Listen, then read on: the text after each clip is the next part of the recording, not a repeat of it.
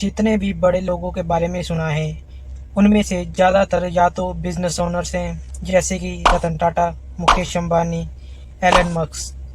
बड़ी-बड़ी कंपनीज में stock holders होते हैं। लेकिन जिम का ना तो बड़ा बिजनेस था, ना वो किसी कंपनी के स्टॉक होल्डर्स थे। ने सबसे पहले अपने करियर में कंपनी स्टॉक्स की ट्रेडिंग शुरू की। इस बार जिम ने रिनास्टेंस नाम की कंपनी की शुरुआत की, जो ट्रेडिंग को मैनेज करती है। रिनास्टेंस टेक्नोलॉजी फंड को भी ऑपरेट करती है। Medallion fund best performing fund है। इसने आज तक 62% का रिटर्न अर्न किया है। टैक्सेस को निकालने के बाद इस फंड ने 37.2% का रिटर्न जनरेट किया है, जबकि यूएस का S&P 500 ने 11% का रिटर्न जनरेट किया है। जानते हैं क्या ट्रेडिंग इन्वेस्टिंग से बेटर है? ये 5 फंडामेंटल्स आपको ट्रेडिंग को समझने में हेल्प करेंगे। Number 1, concept of investing and trading. Investing long term game है, जिसमें आपको 20 से 30 साल के लिए अपना पैसा होल्ड करके रखना होता है। मोस्टली इन्वेस्टमेंट बिजनेस में की जाती है। इनको ग्रो करने में 20 से 30 साल का टाइम लग जाता है। आप लॉन्ग टर्म के लिए इन्वेस्टमेंट करते हो, तो टाइम पैंडेमिक या मार्केट क्रैश आ भी जाए, तब भी आपको अपनी इन्वेस्टमेंट पे लॉस नहीं होता, बिकॉज लॉन्ग टर्म में कंपाउंडिंग का अच्छा एफर्ट्स देखने को मिलता है और आपका पैसा मल्टीप्लाई होता रहता है, जिसमें आप अमीर बनने लगते हो। बात करते हैं ट्रेडिंग की। ट्रेडिंग एक शॉर्ट टर्म गेम है, जिसमें आप कोई भी स्टॉक, क्रिप्टो करेंसी, ऑप्शन और रियल एस्टेट खरीदते हो, उसको जल्द से जल्द बेचकर ज़्यादा प्रॉफिट बुक करते हो। ट्रेडिंग एक ऐसा कॉन्सेप्ट है जो पिछले कई सालों से चलता आ रहा है। इसका मेन पर्पस है लो पर बाय करो और हाई पर सेल करो। स्टॉक मार्केट में भी सेम रूल को फॉलो की करते हैं, जहां पर ट्रेडर्स एक दिन में स्टॉक खरीदकर प्रॉफिट बना के बेच देते हैं। ट्रेडिंग करने के लिए आपको सबसे ज़रूरी है आपको न्यूज़ में अपडेट रहना। आप जिस भी कंपनी में ट्रेडिंग कर रहे हो, उसकी हर एक लेटेस्ट न्यूज़ को आपको पता होना ज़रूरी है। Number 2, different between an investors and a traders. अब हम समझेंगे एक इन्वेस्टर और ट्रेडर पैसा कैसे कमाते हैं। बात करते हैं जिम साइमन की। 1961 में जिम साइमन ने मैथमेटिक्स में PhD कंप्लीट करी। उसके बाद जिम ने अमेरिका में सोनी ब्रूक नाम की एकेडमी में मैथमेटिक्स डिपार्टमेंट को लीड किया। लेकिन 1968 में जिम ने अपने एकेडमिक करियर को छोड़ के ट्रेडिंग में एंट्री करने की सोची। जिम ने शुरुआत से बहुत कम पैसों में ट्रेडिंग करना शुरू किया। में जिम ने काफ़ी अच्छा प्रॉफिट बुक कर लिया। जिम का मानना था कि ये प्रॉफिट उसके लक की वजह से हुआ है। लेकिन कुछ टाइम ट्रेडिंग करने के बाद जिम को लगा ट्रेडिंग को मैथमेटिकल स्किल से ट्रैक किया जा सकता है। जिम ने कई सारे चार्ट और डाटा को एनालाइज किया, जिससे पता चला में डेफिनेटली लक एक इम्पोर्टेंट फैक्टर होता है, लेकिन मैथमेटिक्स की मदद से लक को भी हैक किया जा सकता है। उसके बाद जिम ने और भी मैथमेटिशियन को हायर किया और उनको एल्गोरिथम को स्टॉक मार्केट में यूज़ करना सिखाया। फिर जिम ने रिनास्टेंस नाम की कंपनी को बनाया, मेडालियन फंड की शुरुआत करी। जिम ने ट्रेडिंग करके 2000 सन में 100% से भी ज़्यादा का रिटर्न अर्न किया। अब बात करते हैं वॉरेन बफेट की। उन्होंने पैसा कैसे बनाया? वो 11 साल की उम्र से ही इन्वेस्टमेंट कर रहे हैं। उन्होंने वैल्यू इन्वेस्टिंग पे फोकस करा। वॉरेन बफेट किसी भी कंपनी में इन्वेस्टमेंट करने से पहले उस कंपनी का annual report, sale revenue, past performance, leadership, future plan को अच्छे से रीड करते हैं। Warren Buffett long term plan पर भरोसा रखते हैं। वो छोटे से प्रॉफिट के लिए अपने स्टॉक को बेचते नहीं, बल्कि उनकी कंपाउंडिंग होने का वेट करते हैं। इसके अलावा वॉरेन बफेट को स्टॉक से डिविडेंड भी मिलता रहता है। पैसों की कोई लिमिट नहीं होती। आप एक दिन में भी लाख कमा सकते हैं और जल्द ही बिलियनर बन सकते हैं। वॉरेन ने अपना पहला बिलियन 50 की एज के बाद कमाया था।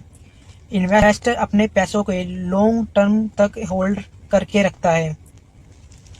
वो वन टाइम टैक्स और ब्रोकरेज पे करता है और इन्वेस्टर 20 या 30 साल बाद उस पैसों को कैश आउट करता है। तब वो लॉन्ग टर्म कैपिटल का टैक्स पे करता है जो 5 से 10% होता है। जबकि ट्रेडर डेली ट्रेड करता है जिसमें से सबसे पहले 1 या 2% का ब्रोकरेज फीस लगता है और साथ ही वो अपने हर ट्रेड के प्रॉफिट पर 10 से 30% टैक्स पे करता है। 3. Risk and reward.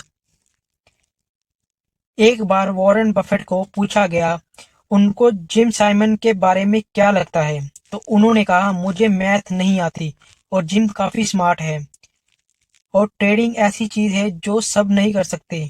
Warren Buffett को खुद इतने बड़े इन्वेस्टर हैं, उन्होंने खुद एक ट्रेडर और इन्वेस्टर के बीच का फर्क बता दिया। अब आपको बता दें, जो लोग शुरू करते हैं उनमें से 10% लोग ही पैसा अर्न कर पाते हैं। बाकी के 90% लोगों के बारे में किसी को पता ही नहीं चलता। ट्रेडर एक एम्प्लॉय की तरह फुल टाइम काम करता है, को कभी प्रॉफिट तो कभी लॉस होता है।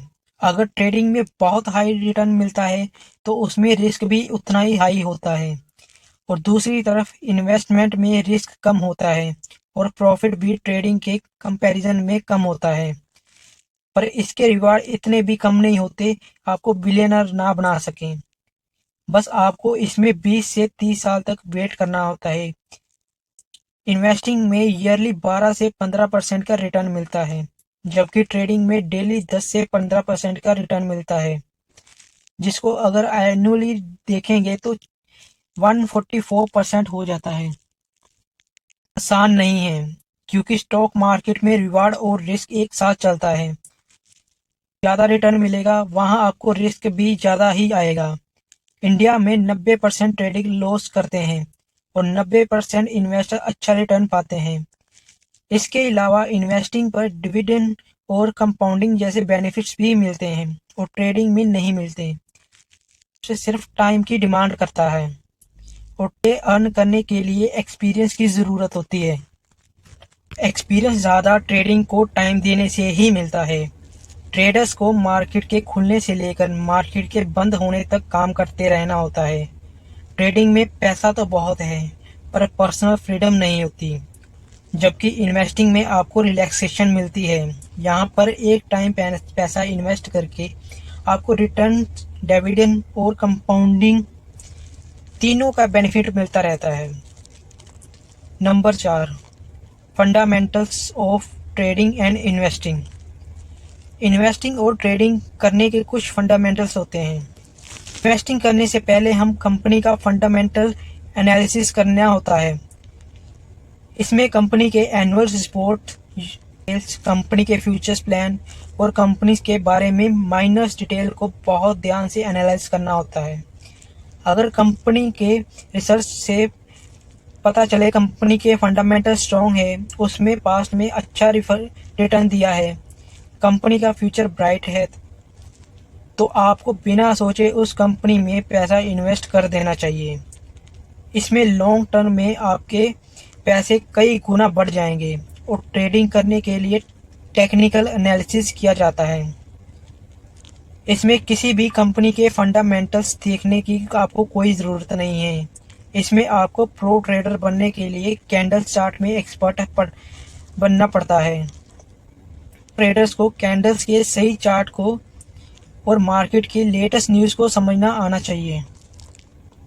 आपके इन सभी एनालिसिस को यूज़ करके आप जब ट्रेड करोगे तो आपको प्रॉफिट होगा।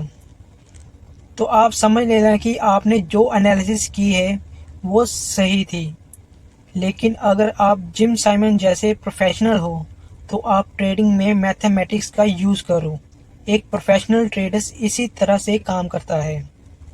Number 5, what's best for you.